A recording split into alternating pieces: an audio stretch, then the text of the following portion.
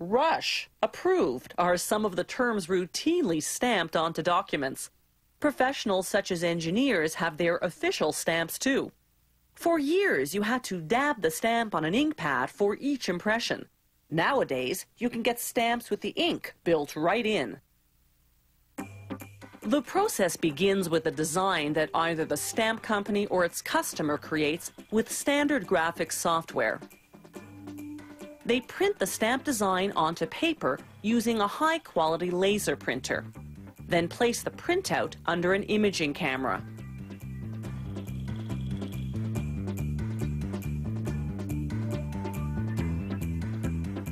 They feed in a blank sheet of negative film.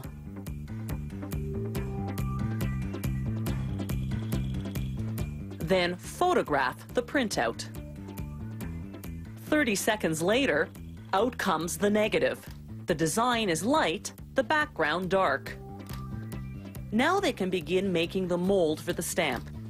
They apply the negative to a plate of light-sensitive polymer, a plastic-like material. Then they vacuum out the air to prevent defects in the mold. Then they expose the polymer plate to ultraviolet light for approximately 3 minutes. The UV penetrates through the light part of the negative, the stamp design, and hardens the polymer underneath. The rest of the polymer is shielded by the dark portions of the negative, so it doesn't change. A wash cycle then scrubs away this unhardened polymer, leaving behind a perfect mold in the shape of the stamp.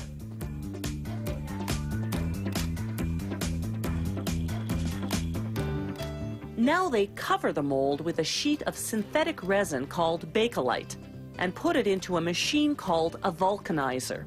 The machine heats the Bakelite to 154 degrees Celsius, then forces it into the mold using 2 to 3 tons of pressure. After 4 minutes, the Bakelite stamp is ready. To be more productive, the factory actually molds several stamps at a time. Next comes the built-in ink. They screw the Bakelite stamps into what's called the pre-ink mold, then pour in a mixture of ink and gel.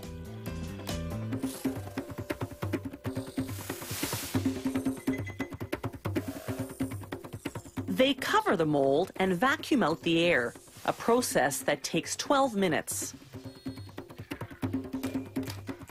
The mold then goes into a heat press for 17 minutes. The press applies 2 tons of pressure to expel excess ink and heats the ink gel to 127 degrees Celsius, transforming it to roughly the consistency of a marshmallow.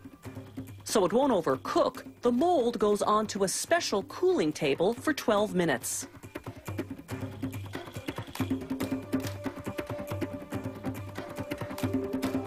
Next, it's set out to cool for another 45 minutes, this time on newspapers, which soak up more excess ink.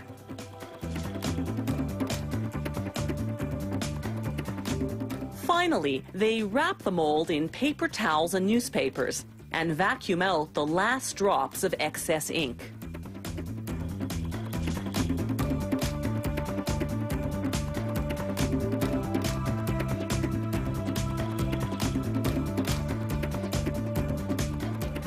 Then they quickly seal the back of the stamp to lock the ink in.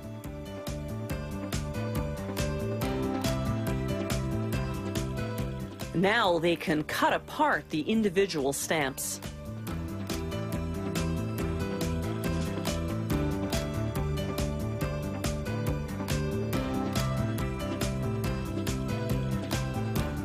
They glue the stamps by hand onto the base of the stamp handles.